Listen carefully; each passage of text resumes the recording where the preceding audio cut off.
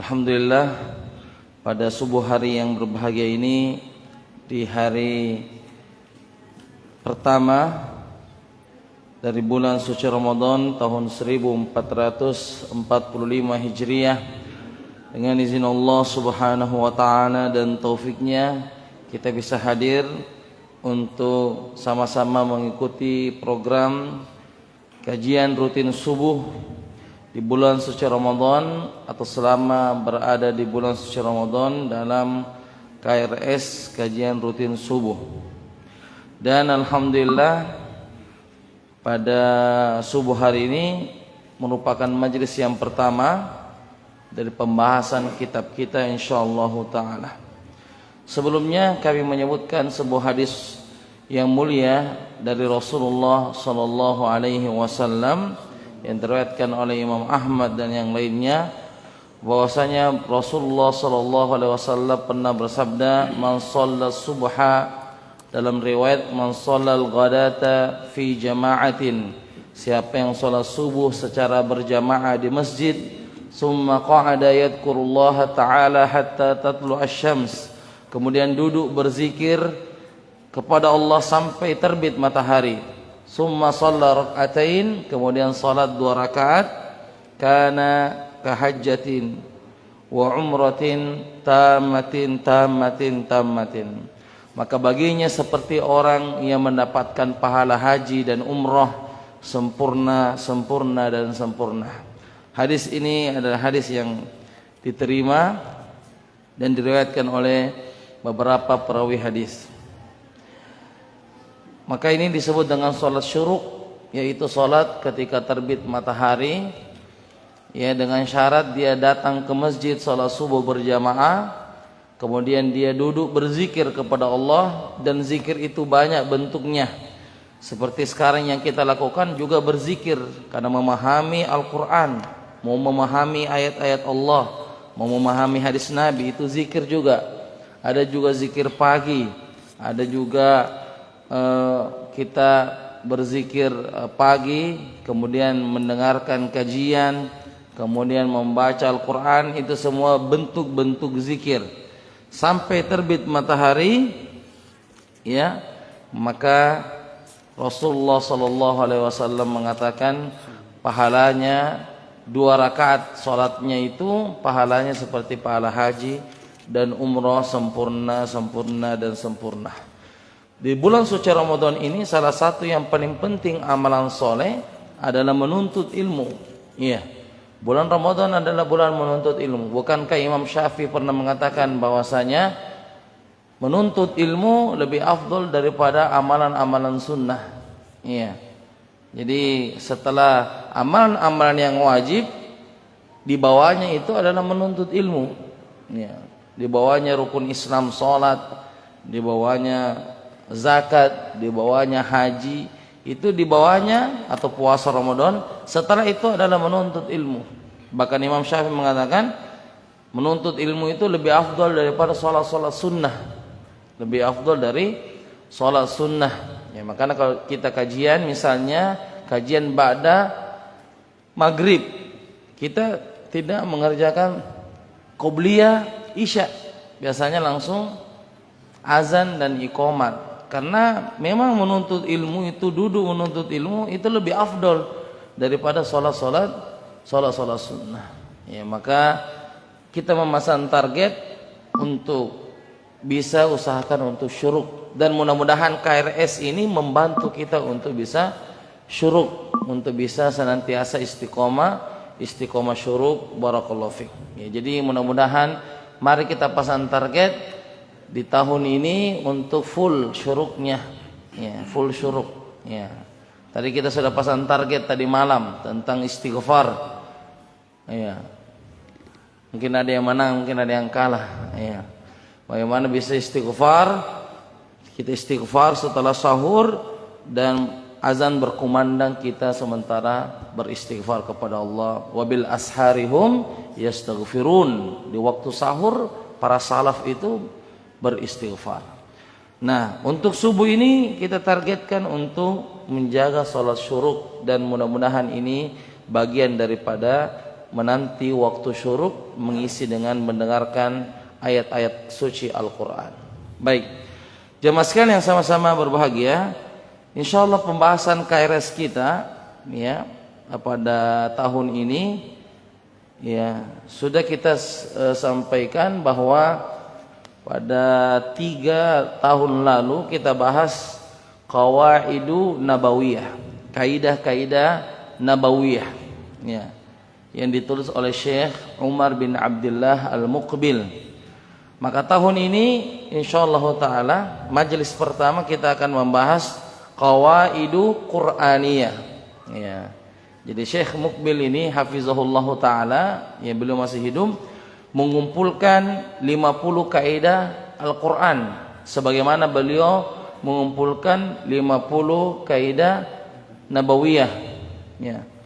Dan wallahu alam nampaknya beliau lebih menulis ya, lebih duluan menulis qawaid Qur'aniyah, kemudian baru beliau pindah pada qawaid Nabawiyah ya. Jadi ada 50 kaidah Al-Qur'an yang insyaallah kita akan belajar sama-sama dan mengkaji sama-sama yang dimaksudkan dengan 50 kaidah Al-Qur'an ini ya.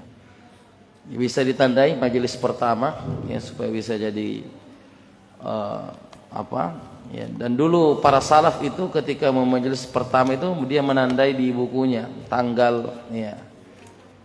Majelis pertama itu tanggal berapa? Tanggal 1 Ramadan 1445 Hijriah. Itu majelis pertama. Ya. Kemudian miladianya tanggal berapa? 12. Maret 2024 ya, akan ditandai. Kalau kemarin ada santri kita, masya Allah, dalam qawaid Nabawiyah tidak pernah alfah ya, tidak pernah alfah dalam qawaid Nabawiyah. Jadi 50 kaidah itu 100 kali pertemuan.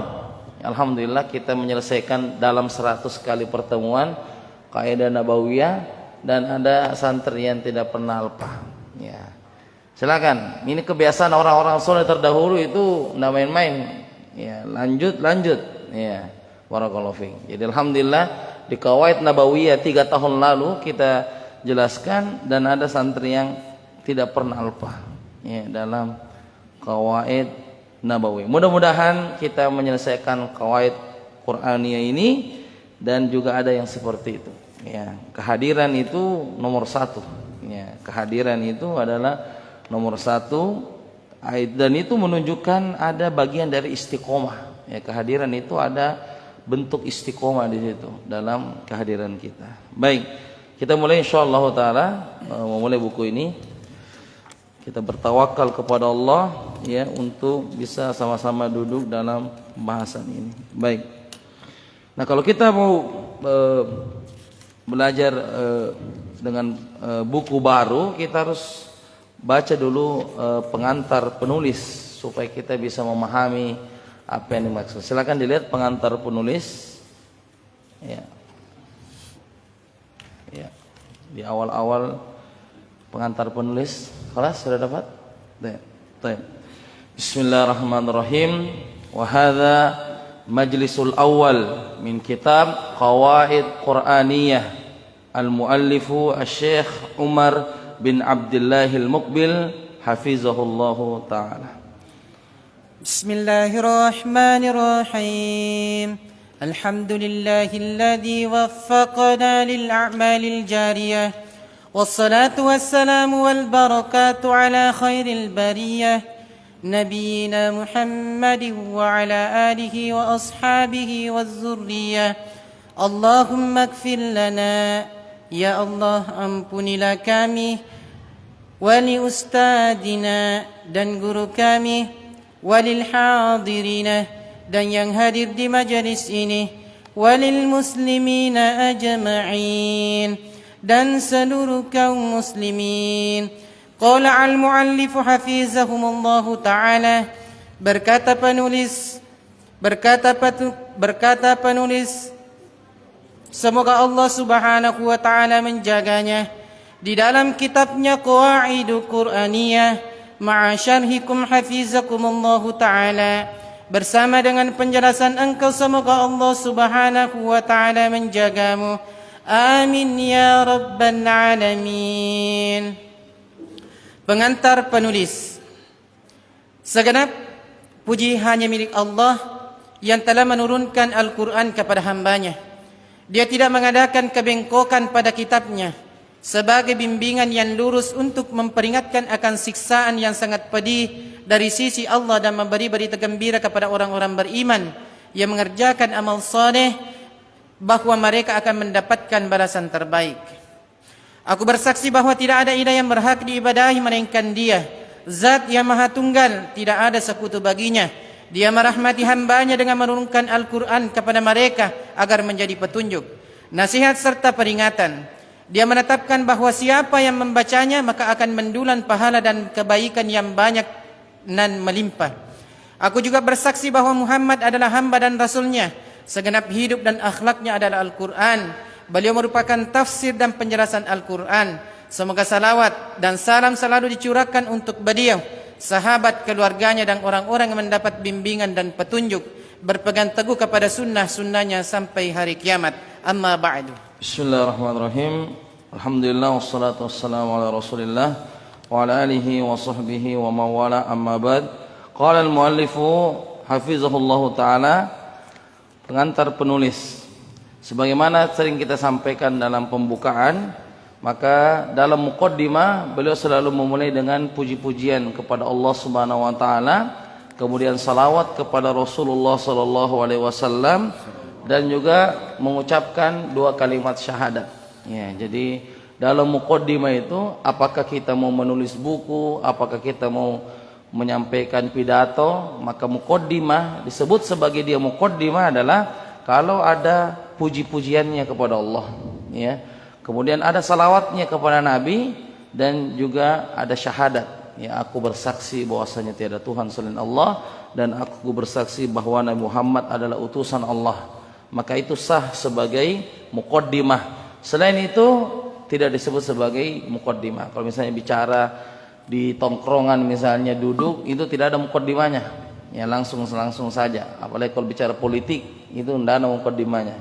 Jadi kalau mau sah sebagai muqaddimah itu harus terpenuhi ya pujian kepada Allah, segala puji bagi Allah, salawat kepada Nabi, kemudian juga syahadat, ya dua kalimat syahadat. Nah, menghadirkan gambaran seputar kemujizatan Al-Quran tentu satu hal yang tidak pernah usai dan menemui titik ujung.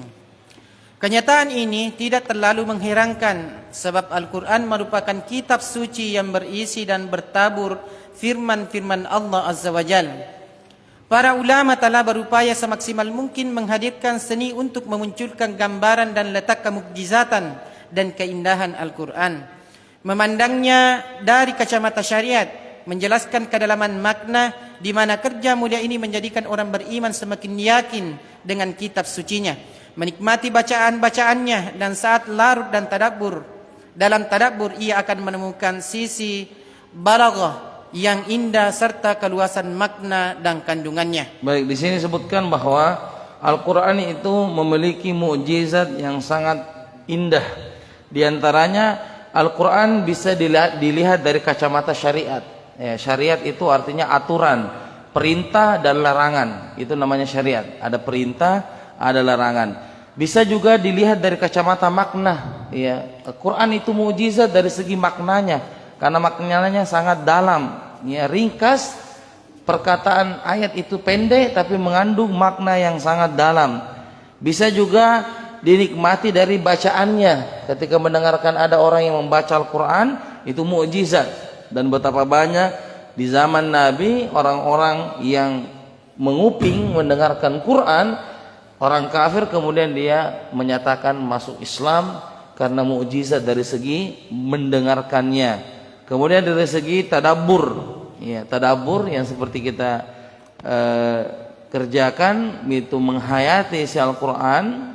Dan juga dari segi balaghah. Balaghah itu artinya kandungan makna yang sangat luas. Dalam ilmu Arab ini, bahasa Arab, balaghah itu adalah mengetahui rahasia-rahasia dari bahasa yang sangat dalam.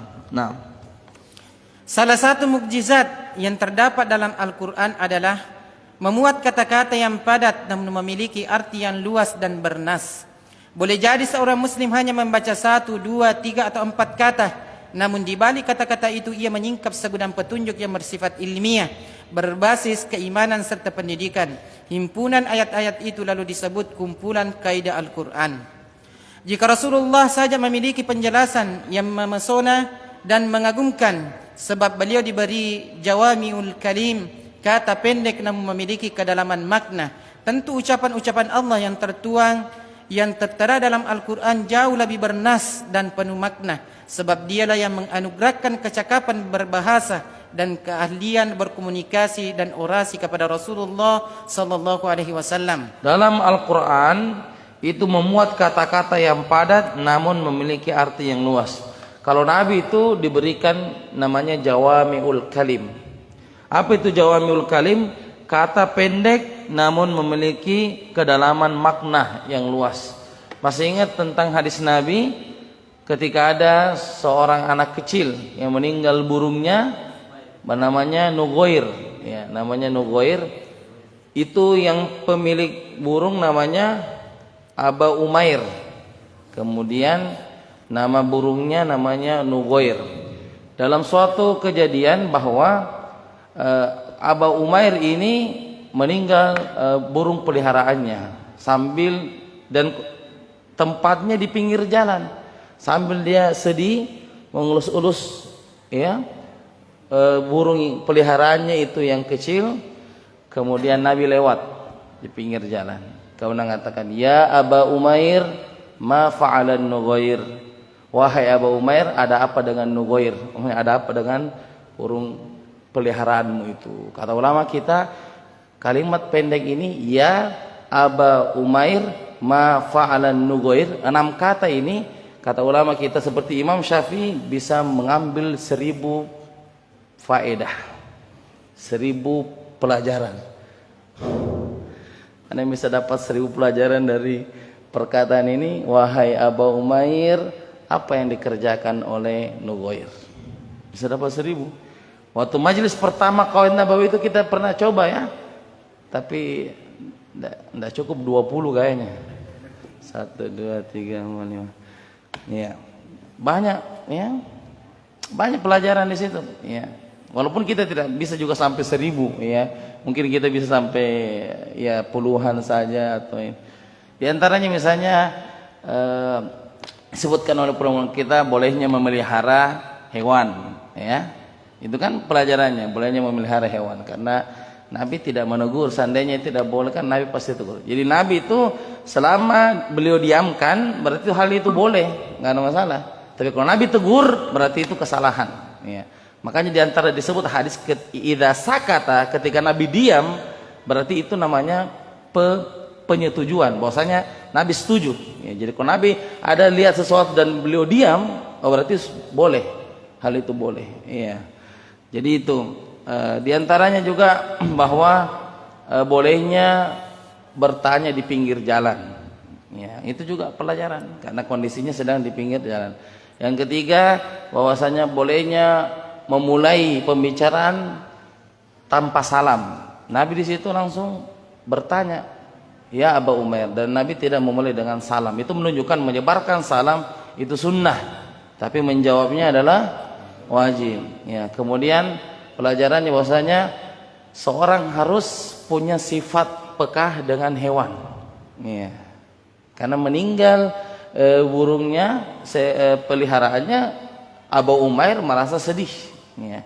Ada juga itu punya kucing peliharaan tapi ditendang-tendang saja. Tidak ada ihsannya, tidak ada berbuat baiknya, dan seterusnya banyak. Ya.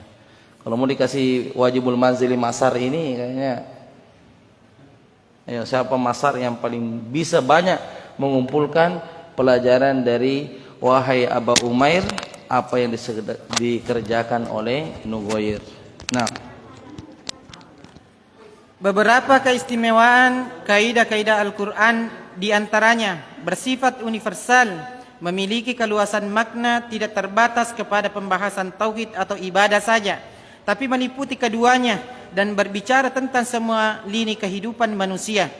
Kaidah Al-Quran juga terkait hubungan antara Allah dan hambanya.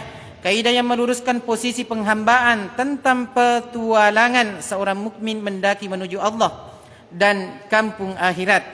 Juga kaidah yang meluruskan perilaku antara manusia, mengoreksi sekaligus membenarkan dan meluruskan hal-hal yang keliru dalam hubungan suami istri, serta hal-hal yang lain yang sangat banyak jumlahnya. Semoga tidak berlebihan jika dikatakan bahwa penulis telah menemukan lebih dari 100 kaidah kehidupan yang termuat dalam Al-Quran. Tentu kaidah-kaidah Al-Quran itu menyentuh dan menjangkau semua lini kehidupan manusia. Baik, jadi disebutkan di sini bahwa kaidah-kaidah Al-Quran itu sifatnya universal. Apa itu universal? Umum.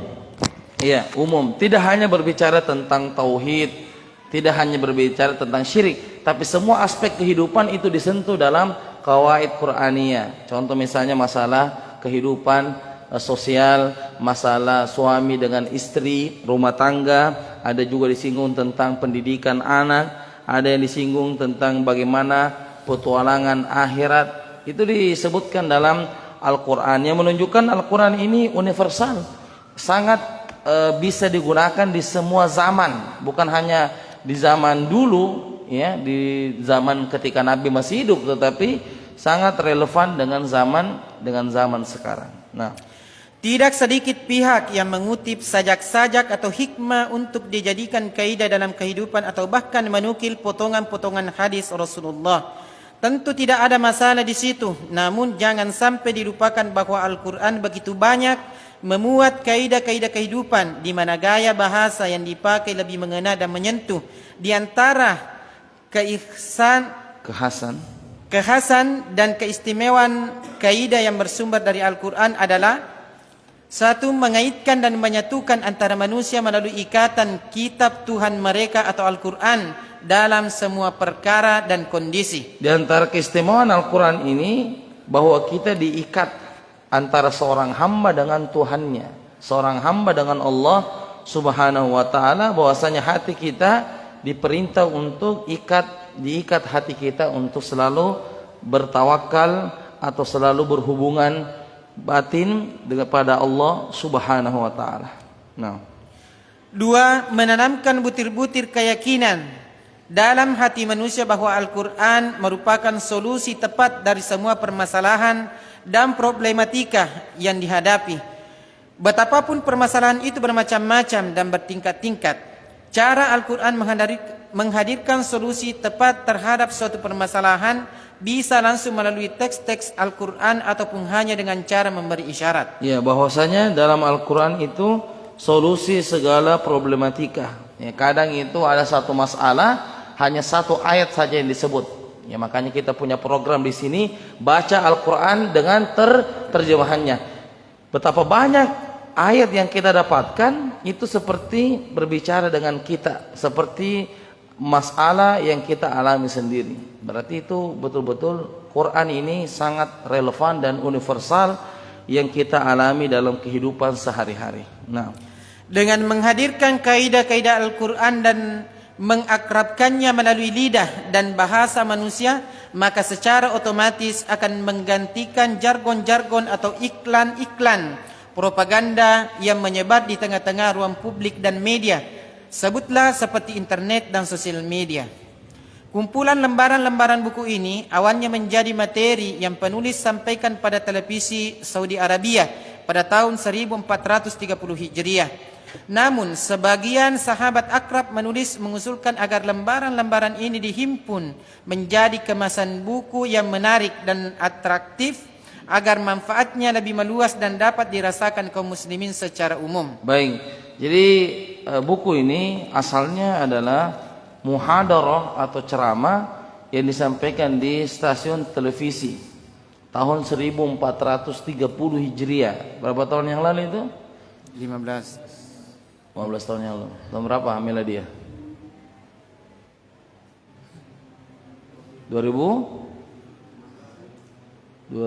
sekarang 2025. Iya. 2010. 15 tahun lalu berarti 10. 2010 ya?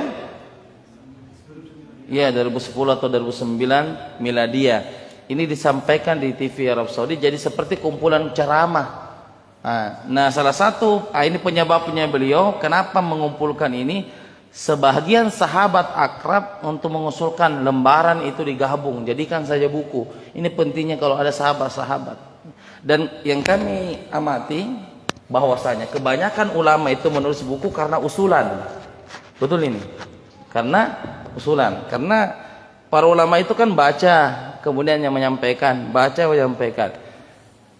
Datanglah teman-temannya dan mengatakan, bagusnya kamu rangkum saja jadi satu materi. Jadi ini bagusnya bersahabat dengan orang-orang baik karena ada usulan-usulannya yang bagus. Dan itu kami dapati banyak sekali para ulama menulis buku karena usulan. Seperti Imam Bukhari menulis Sahih Bukhari itu karena usulan dan masukan. Kata gurunya Ishaq bin Rahawai mengatakan, di depan muridnya yang beribu murid datang, kata beliau, seandainya di antara kalian ada yang bisa kumpulkan satu buku, semuanya hadis sahih, jangan ada hadis dhaifnya. Imam Bukhari pada saat mendengarkan wejangan itu langsung masuk di hatinya. Pulang dari pengajian, dia bilang, saya akan menulis satu buku, semuanya isinya hadis sahih. Ya, salah satu beliau menulis buku itu di Raudhatus Syarif di Masjid Nabawi. Beliau banyak menulis hadis itu ketika berada di Raudhah. Itu menunjukkan bahwasanya usulan itu penting. Ya, jadi banyak-banyak saja usulan. Ya, banyak-banyak saja usulan. Ya, ada kemarin sahabat mengusulkan bagusnya buat tentang amal harian 24 jam. Ya, jadi 24 jam itu sebutkan amalan yang paling afdol. Misalnya ba'da subuh sampai terbit matahari itu apa amalan yang paling afdol? Mungkin banyak amalan ya, tapi yang paling afdol apa? Ya, mudah-mudahan Allah berikan kemudahan. Kami betul-betul waktu dan ya tidak seperti para ulama kita keberkahan waktunya. Ibnul Qayyim menulis tentang Zadul Ma'ad yang buku fenomenal ya, Zadul Ma'ad itu beliau maksud ada buku fikih. Itu Zadul Ma'ad berisi fikih, berisi tentang sirah nabawiyah, berisi tentang pengobatan Islami. Itu bisa dikatakan salah satu buku paket lengkap. Tapi di mana beliau tulis? Ketika safar. Beliau tulis ketika safar. Itu keberkahan waktunya para ulama. Beliau tulis itu 4 jilid itu ketika safar. Ya. Ya, orang pergi ke warung makan, beliau tulis. Ya, luar biasa keberkahan waktu dari para ulama kita. Nah, Berangkat dari ide dan usulan baik ini, penulis lalu bergerak mengumpulkan dan merapikannya kembali untuk dihadirkan menjadi sebuah buku menarik dan atraktif. Akhirnya hanya kepada Allah kita mengatur pinta, semoga Dia berkenan menjadikan tulisan sederhana ini sebagai simpanan kebaikan yang bernilai ibadah di sisinya, dan segala puji hanya milik Allah, pemilik alam semesta. Dr. Umar bin Abdullah Al-Muqbil. Dr. Umar bin Abdullah Al-Muqbil. Ya, beliau masih hidup ya, Dr. Umar bin Abdullah Al-Muqbil. Beliau masih hidup, mengajar di salah satu universitas di Qasim, ya, Universitas Qasim. Beliau mengajar di situ dan beliau Masya Allah membuat karya yang luar biasa. Jadi ini 50 kaidah Quran. Quran kan banyak ya. Kaidah-kaidahnya itu akan disimpan dari per ayat yang beliau bisa jadikan sebagai kehidupan sehari-hari. Di sini beliau mengatakan sebenarnya bisa lebih dari 100, tapi untuk menghemat buku agar tidak terlalu tebal. Ini salah satu juga kenapa ulama kita tidak mengumpulkan satu, supaya dianggap tidak terlalu tebal. Karena terlalu tebal juga bisa pembacanya bisa mengurangi semangat untuk membaca. Makanya Syekh bin Baz itu rata-rata bukunya tipis, tapi manfaatnya luar biasa. Ya, seperti Durusul Muhimmah itu aslinya tipis.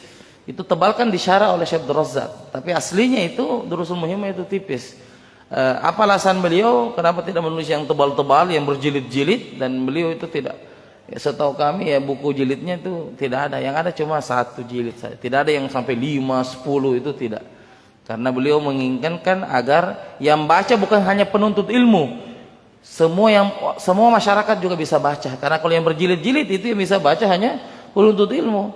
Tapi kalau yang kita yang belajar awal-awal belajar pasti yang menginginkan buku-buku kecil. Nah, silakan dibaca ini daftar isinya, silakan dibaca masing-masing saja. Daftar isinya ini adalah 50 ya kaidah yang akan beliau sebutkan dalam bukunya. Ya, kalau ini mau dijadikan sebagai status ini sangat cukup. Ya, betul, sangat cukup ini. Mau dijadikan sebagai status dan judulnya saja, kalau kita mau hafal saja judulnya itu sudah memberikan manfaat yang luar biasa. Ya, bisa dilihat-lihat judul. Itu penting juga kalau kita mau baca buku, lihat daftar isinya, ya, supaya kita lebih semangat. Ya, daftar isinya kita bisa lebih semangat, ya, dalam membaca buku tersebut. Baik. Nah, kita lihat pendahuluan. Silakan dilihat di pendahuluan. Kita baca pendahuluan di halaman pertama. Ya. Pendahuluan. Sebelum lebih jauh masuk kepada materi utama, maka alangkah baiknya penulis utarakan definisi qawaid Qur'aniyah, kaidah-kaidah Al-Qur'an yang terdiri dari dua frase kata ini, yaitu qawaid dan Qur'aniyah. Pendahuluan ini akan menyebutkan apa maksud dari qawaid Qur'aniyah. Apa itu qawaid, apa itu Qur'aniyah. Jadi kita akan mengetahui untuk apa yang akan dirinci beliau dalam buku ini. Kesalahan dalam membaca buku adalah tidak membaca muqaddimahnya. Itu kesalahan. Langsung membaca apa yang dia mau. Tidak, baca muqaddimah itu sangat penting. Muqaddimah itu seperti kunci daripada rumah. Kita tidak bisa buka rumah kalau tidak ada kuncinya. Nah, kuncinya buku itu adalah baca muqaddimahnya. Kadang kita sudah baca muqaddimah, kita sudah tahu, oh buku ini isinya begini. Oh, ini maksudnya seperti ini. Ya, jadi muqaddimah itu sangat penting. Jangan buka buku fikih langsung buka daftar isi bab poligami, ya. Muqaddimah dulu, Pak. Kalau ini dibaca belum beres ini. Nah. Kata qawaid adalah bentuk plural dari kata qaidah, di mana akar katanya berasal dari kata qa'adah. Seperti disebutkan oleh Ibnu Faris, kata itu berarti pijakan atau pondasi yang tidak bergerak seperti hanya orang yang sedang duduk atau statis. Baik, jadi qawaid itu silakan ditandai itu. Qawaid itu dari segi bahasa artinya pijakan atau pondasi yang tidak bergerak. Ya. Yang bawa stabilo ya bisa ditandai seperti ini, ya, supaya bisa rapi tulisannya. Qawaid itu artinya pijakan atau pondasi yang tidak bergerak, ya, itu disebut dengan qawaid. Jadi ini dari segi bahasa. Jadi kalau qawaid itu apa itu qawaid? Pijakan atau pondasi dan dia tidak bergerak, artinya menetap. Nah, ketika dikatakan qawaid al-bait artinya adalah dasar, alas dan pondasi rumah. Dalam Al-Quran disebutkan, dan ingatlah ketika Ibrahim dan Ismail meninggikan qawaid pondasi Ka'bah. Juga Allah berfirman, maka Allah menghancurkan rumah-rumah mereka dari pondasinya. An-Nahl 26. Az-Zajjaj berkata qawaid adalah pondasi atau dasar rumah yang menguatkan dan mengukuhkan tiang-tiangnya. Jadi dari segi bahasa qawaid artinya apa? Pondasi yang tidak bergerak. Perhatikan coba di dalam Al-Quran itu disebutkan, ya, bahwasanya Allah Subhanahu wa taala berfirman, wa idh yarfa'u Ibrahimul qawa'ida. Dan ingatlah ketika Nabi Ibrahim dan Nabi Ismail meninggikan apa? Qawaid. Apa itu qawaid? Fondasi Ka'bah. Nah, di sini ulama kita mengatakan bahwa Nabi Ibrahim dan Nabi Ismail itu meninggikan pondasi. Berarti ada yang sudah buat pondasinya. Ada yang sudah buat qawaidnya, karena tinggal ditinggikan, tinggal ditambah. Siapa yang membuat pertama kali Ka'bah? Sebagian ulama mengatakan Nabi Adam alaihissalam yang buat pondasinya awalnya. Nabi Ibrahim dan Ismail tinggal meninggikan, berarti sudah ada. Siapa yang buat ini? Sebagian ulama mengatakan Nabi Adam alaihissalam. Sebagian mengatakan tidak, malaikat Jibril yang buat. Jadi Ka'bah itu, masya Allah, luar biasa itu tukangnya, malaikat Jibril. Malaikat Jibril, ya. Bayangkan itu, ya. Bukan manusia yang buat. Ya. Dan banyak ulama yang mengatakan bahwa malaikat Jibril yang pertama kali meletakkan pondasi itu atas izin Allah. Nah, barulah datang Nabi Adam menambah dan ditinggikan lebih tinggi, yaitu Nabi Ibrahim dan Nabi Ismail. Nah, itu salah satu mengetahui Quran itu seperti kata-kata ini seperti meninggikan. Oh, berarti ini ada yang pernah buat dulu. Oh, berarti itu kita mencoba untuk selalu memikirkan makna-makna dari setiap bacaan Al-Quran. Nah, karena itu yang dimaksud dengan qawaid, kaidah-kaidah dalam pembahasan ini adalah dasar atau pijakan yang menjadi alas dari setiap masalah yang terjadi, baik bersifat pokok maupun cabang. Sementara dilihat dari sisi istilah, qawaid berarti aturan-aturan pokok dan utama yang melandasi perkara-perkara cabang. Baik, jadi ini dari segi istilah. Jadi selalu itu kalau kita bahasa, ada istilah. Dari segi istilah, qawaid itu artinya aturan-aturan pokok dan utama yang melandasi perkara-perkara cabang. Ya, itu yang disebut dengan qawaid dari segi istilah. Ini makna yang diinginkan dalam buku ini. Jadi ada aturan-aturan yang disebutkan dan juga pokok-pokok dalam pembahasan Al-Quran.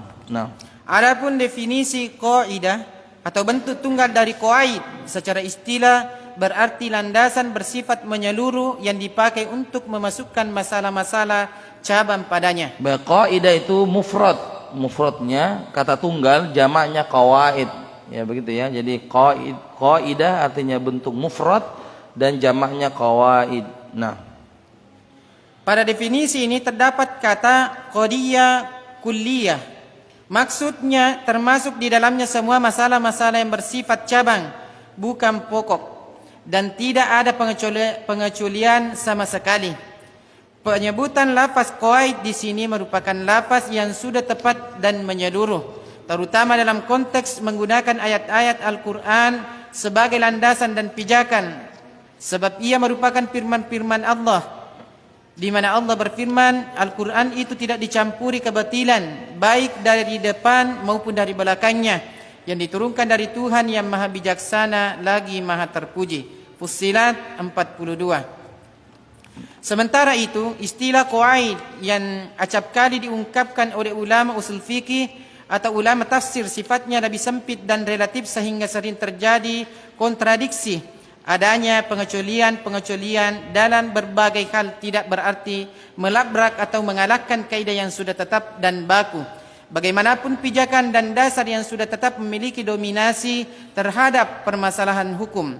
Al-Kawafi berkata, adanya keganjilan pada masalah tertentu di satu atau dua tempat tidak berarti menghilangkan pijakan dan pondasi utama dari kaidah itu sendiri.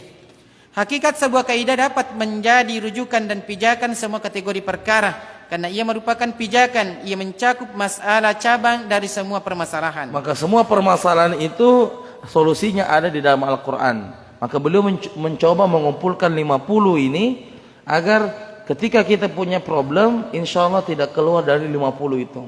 Kita baca judulnya itu ada problem solusi dari masalah yang kita hadapi. Jadi 50 ini sangat penting untuk kita baca bersama-sama. Nah, adapun istilah Qur'aniyah, tentu lafaz ini dinisbatkan kepada Al-Quran Al-Karim. Dari sisi bahasa Al-Quran bersumber dari akar kata qoro'ah. Asal muasalnya adalah qoriyah seperti yang disebutkan oleh Ibnu Faris. Lafaz Quran berarti menghimpun dan mengumpulkan, karena Al-Quran adalah himpunan hukum, kisah dan lain-lain. Baik, Al-Quran itu lihat dari segi bahasa dan istilah. Dari segi bahasa artinya qoro'ah. Apa itu qoro'ah? Menghimpun dan mengumpulkan.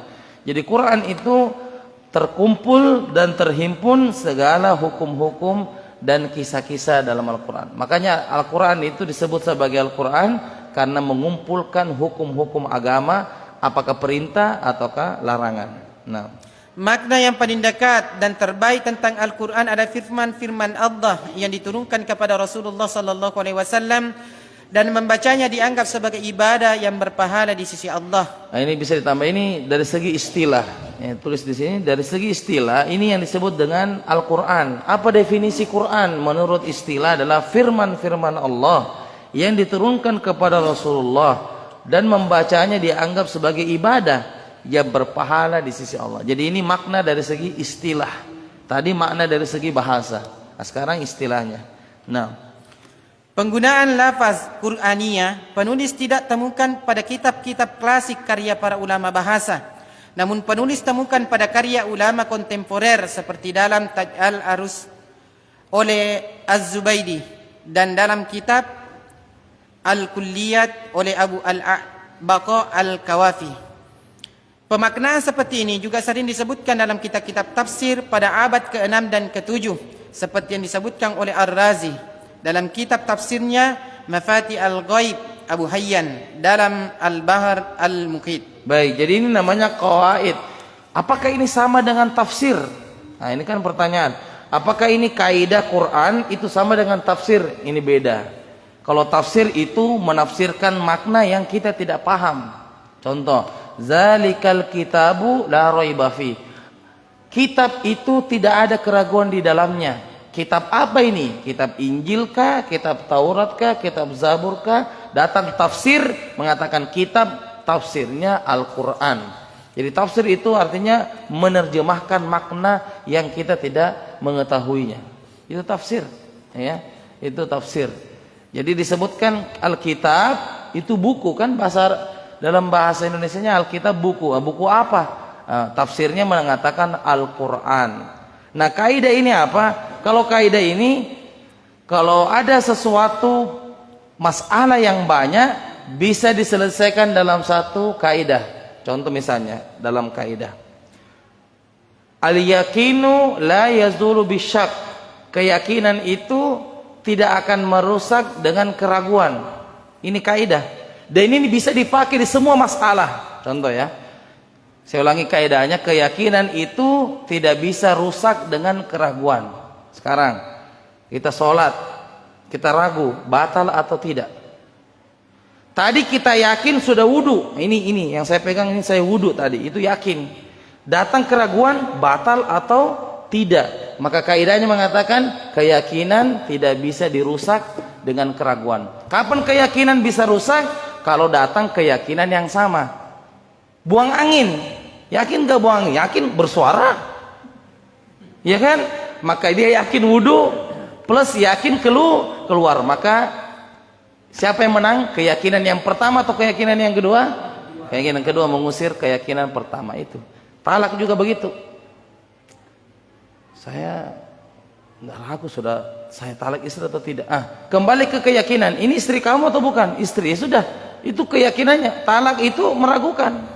Kecuali kalau memang yakin engkau telah menyebutkan kalimat talak itu. Ini semua bisa dipakai. Tadi dipakai dalam sholat, dipakai masalah talak. Semuanya dipakai.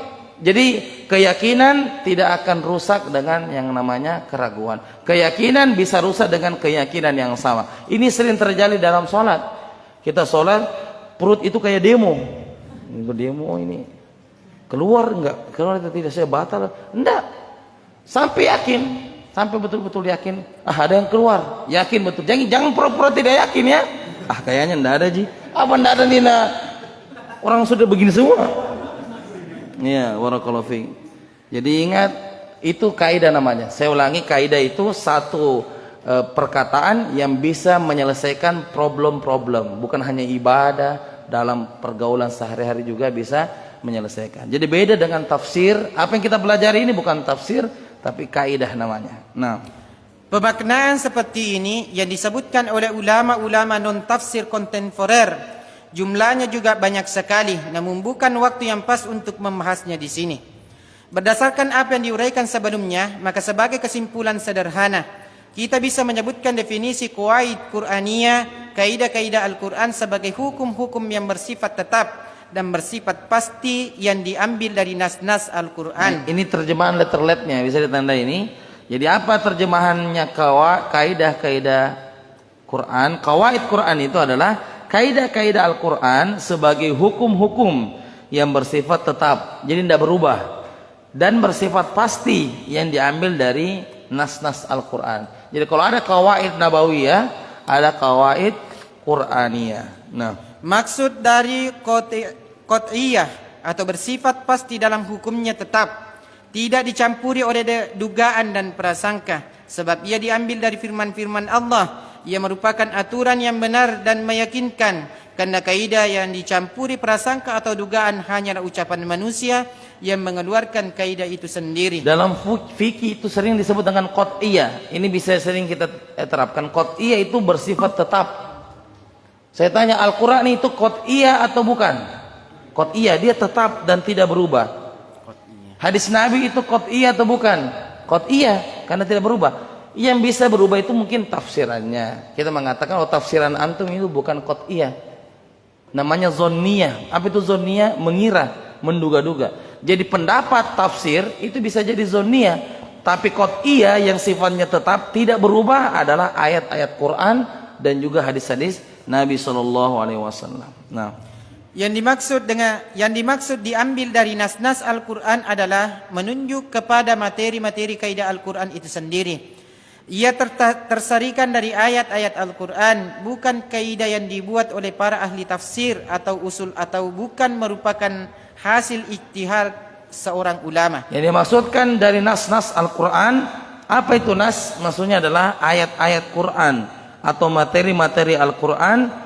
Ia tersarikan dari ayat-ayat Quran, bukan dari ulama tafsir, tapi dia diambil dari ayat Quran. Makanya 50 kaidah ini semuanya ambil dari Quran. Seperti di sebelah ini, kaidah pertama Al-Baqarah ayat 53. Jadi bukan perkataan ulama, bukan, betul-betul ambil dari Al-Quran. Dari satu ayat ini akan melahirkan banyak penerapan. Nah ini insyaallah ta'ala besok kita akan memulai dari kaidah yang pertama, ya, dan mudah-mudahan para jamaah sekalian kita bisa sama-sama duduk membaca ayat ini, ya, dan bisa mengkaji buku ini. Yang punya niat tadi, innamal a'malu binniyat, ya, yang punya niat untuk tidak mau goib, silakan niatkan dari sekarang, niatkan. Nggak sempat offline, online, insyaallah online terhitung juga, ya. Jadi kalau nggak bisa offline, hana beli aja bukunya nanti di rumah, itu insyaallah terhitung, insyaallah terhitung, karena hukuf live itu hampir sama dengan hukuf yang hadir sendiri, hadir langsung. Begitu. Sudah tadi dokumentasi, ya? Sudah dilihat wajah-wajah majelis pertama. Khalas? Barakallahu. Demikian, mudah-mudahan bermanfaat. Jazakumullah khair atas perhatiannya. Kita tutup majelis kita dengan membaca doa kafaratul majelis. Subhanakallahumma bihamdik, asyhadu an la ilaha illa anta astaghfiruka wa atubu ilaik. Wassalamualaikum warahmatullahi wabarakatuh.